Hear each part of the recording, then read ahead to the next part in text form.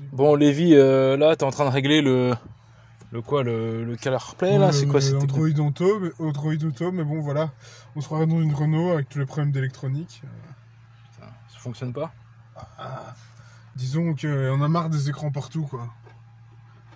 Ça marche, mais... Check the mic and make sure it sound right, boys.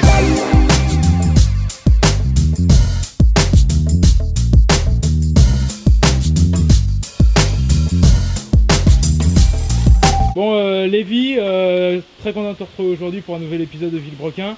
Quelle voiture vas-tu nous présenter? Je crois que c'est pas un truc très passionnel. Bah écoutez, bon, comme vous pouvez le voir, c'est un Skoda, donc Skoda Karoq. Skoda qui appartient au groupe Volkswagen. Et oui, je n'aime pas trop Volkswagen depuis mes ennuis avec le Passat W8. Hein. Donc, on va voir directement ce qu'il y a sous le capot. Bon, spoiler alert, c'est pas très fun. On a un moteur 1 litre TSI de Volkswagen, donc TSI, donc avec un turbo. Vous pouvez voir ici. Bon voilà, c'est pas très fun, mais bon, voilà, si vous êtes un père de famille ou oserais-je dire un boomer, ça fera évidemment le boulot pour emmener vos enfants à l'école. Donc voilà, évidemment c'est un SUV. Je vais enlever le carcasse, fermer le capot. On voit qu'elle a quand même une petite couleur un peu... c'est quoi ça? C'est bleu mer? C'est... Bah c'est vert militaire, je dirais vert bleu. Hein. Donc couleur assez sympathique ma foi, j'ai presque envie de dire que c'est un des seuls points positifs de la voiture. Mais ils n'ont pas la mauvaise langue. Donc on a des jantes classiques, des pneus classiques. Intérieur, ouais, c'est classique du groupe Volkswagen, tout ça là. Classique, mais je vois qu'il y a la petite touche Skoda qui fait quand même assez plaisir. Je te chie à l'arrêt, Dominique. On est entre les arrondis de Volkswagen et disons, l'agressivité de Seat. Si on a un compromis assez germanique, on va dire. Hein, ouais, tout à fait. Donc, mais bon, voilà, hein, on va dire, c'est pas quelque chose qui va nous transcender. Voilà, bon, toi, je sais que Sylvain, tu aimes bien les SUV. Hein, moi, c'est pas trop ma tasse de thé, c'est pas trop. Bah écoute, moi j'avoue que moi je préfère les Range Rover parce que bon, ça en a un petit peu plus sous le capot, mais là écoute, c'est vrai, comme tu l'as dit, c'est un peu pour les boomers, les mères de famille là qui vont chercher leurs enfants dans le 13e. Après voilà, ton Range Rover de presque 2 tonnes. Ouais, et ça fait combien là? Là ça en fait 1,4 tonnes, ah ouais, 1,3, donc ce qui est quand même assez raisonnable. Après évidemment, voilà, hein, c'est censé être un SUV, c'est censé être baroudeur. Au final, n'essayez pas de franchir... Ouais, c'est pas du franchissement quoi. Ouais, c'est ça, vous allez vite vous retrouver sur les jantes. Hein.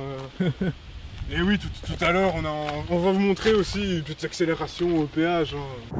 Bon, on a encore un petit épisode de Fast and Furious italien. Écoutez... On est en train de poursuivre le méchant qui est dans la voiture rouge en face là-bas. On est en train de tracer là. Putain, ça trace. Alors, Jason... what's up?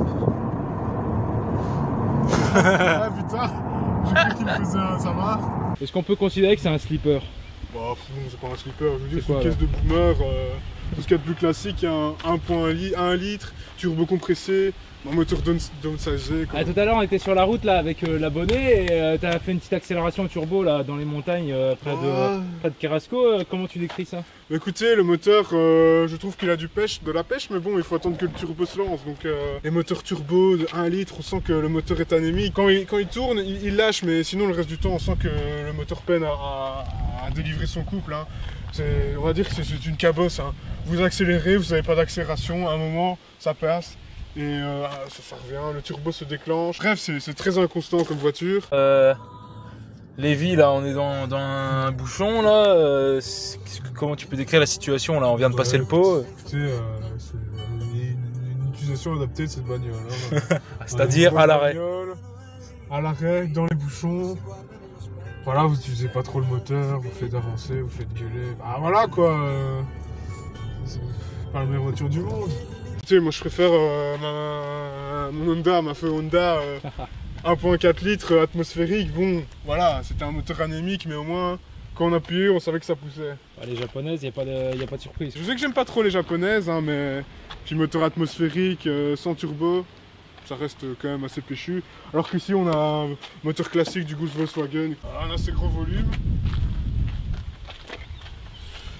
Écoutez, voilà, hein, ici, bon, on est en Italie, dans la plaine du Pô, donc ça reste relativement normal. Bon, un point positif, agréable. Bon, ça fait aussi en sorte que ce soit un peu chiant, c'est que c'est quand même bien isolé, on sent pas la route. Enfin bref, je conclurai juste que cette voiture, bah, c'est bien pour chercher les gosses à l'école quoi. C'est pour Jean Boomer qui est content en ayant un gros véhicule, en se sentant baroudeur. Et tout ça pour aller chercher le pain à la boulangerie. Bon, écoutez, Bon bref, c'est pas une voiture que tu recommandes des abonnés quoi, c'est pas le écoutez, on risque encore d'avoir des problèmes avec les abonnés, hein, mais cette voiture on se fait chier.